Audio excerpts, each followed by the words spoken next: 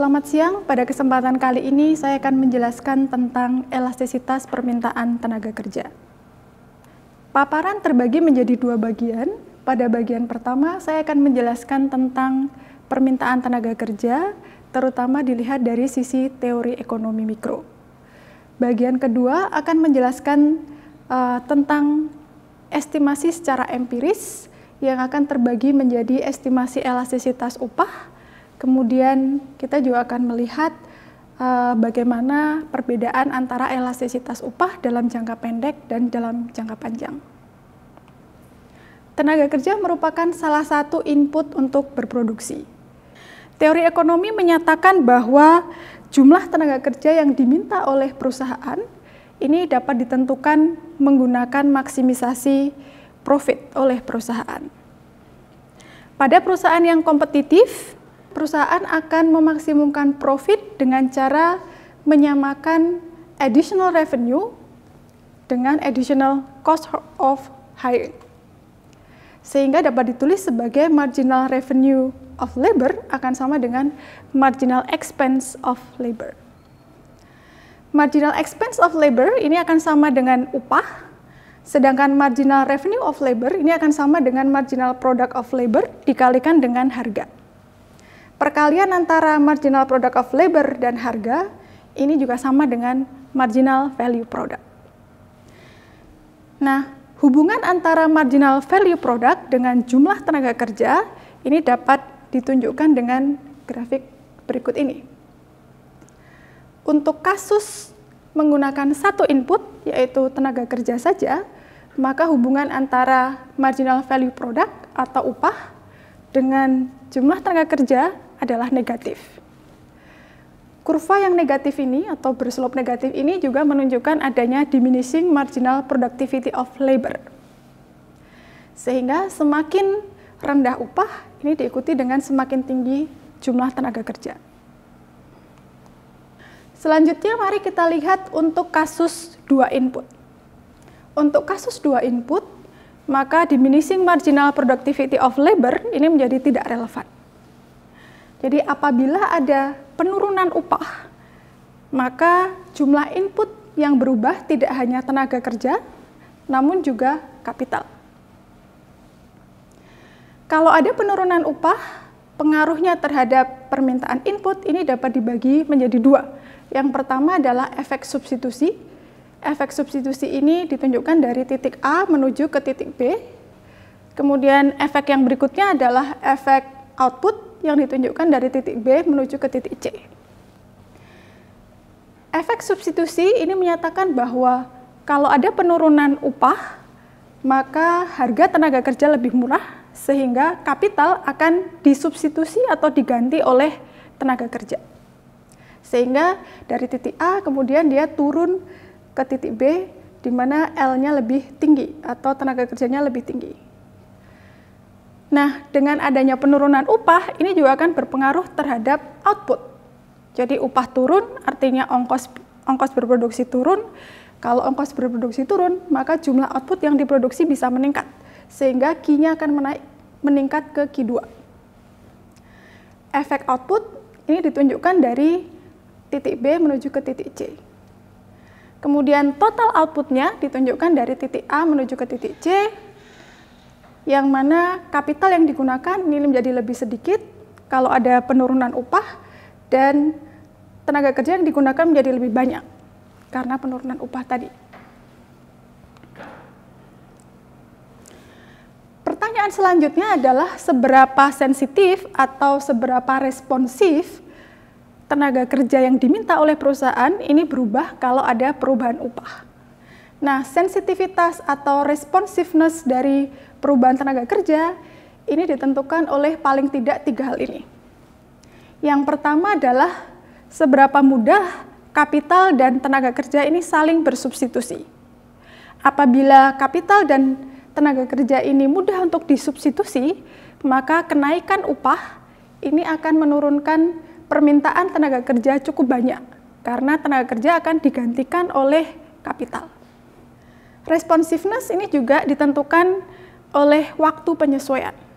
dalam jangka pendek perusahaan tidak bisa serta-merta mengganti kapital, menambah atau mengurangi kapital, sehingga kemudian tenaga kerja yang diminta juga tidak berubah. Namun dalam jangka panjang perusahaan lebih mudah untuk menyesuaikan jumlah kapital dan jumlah tenaga kerja. Kenaikan upah juga akan meningkatkan biaya produksi. Kalau biaya produksinya naik, maka harga output akan naik, sehingga kemudian jumlah penjualan akan turun dan perusahaan akan mengurangi produksinya. Kalau produksinya turun, maka jumlah tenaga kerja juga akan turun.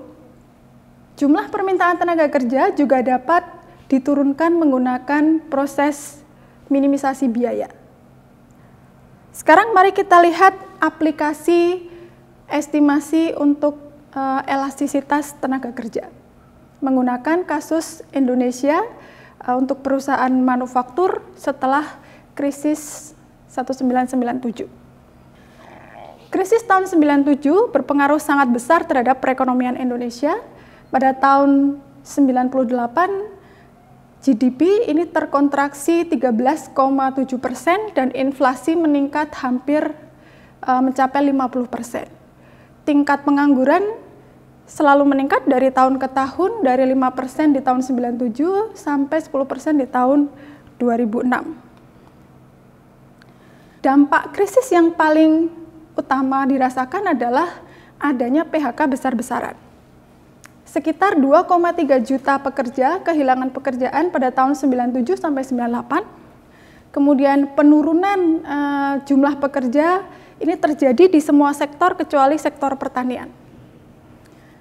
Dan sekitar separuh dari penurunan tenaga kerja ini terjadi di sektor manufaktur. Oleh karena itu, studi ini ingin melihat bagaimana sensitivitas permintaan tenaga kerja terhadap perubahan upah di industri manufaktur setelah krisis tahun 97. Beberapa studi terdahulu tentang elastisitas permintaan tenaga kerja antara lain dilakukan oleh Robert dan Skufias menggunakan data dari Kolombia, menemukan bahwa elastisitas upah sebesar minus 0,4. Artinya bahwa setiap 1% kenaikan upah akan direspon dengan penurunan permintaan tenaga kerja sebesar 0,4%. Kemudian studi yang kedua ini mengestimasi elastisitas upah dan menemukan bahwa ada perbedaan elastisitas untuk pekerja blue collar dan white collar. Kemudian studi yang terakhir di sini, Hammermas tahun 93 mengestimasi elastisitas dalam jangka pendek dan jangka panjang. Dan menemukan bahwa elastisitas dalam jangka pendek sebesar minus 0,52 lebih kecil dibandingkan dengan elastisitas dalam jangka panjang sebesar minus 0,93, jadi hampir mendekati 1. Dalam studi ini, permintaan tenaga kerja diturunkan dari minimisasi biaya. Jadi kita punya total biaya atau C. C ini merupakan fungsi dari upah, kemudian biaya kapital, biaya material, dan output. Menggunakan Shepard lemma, maka permintaan untuk tenaga kerja atau N bintang ini akan sama dengan turunan parsial dari biaya terhadap upah.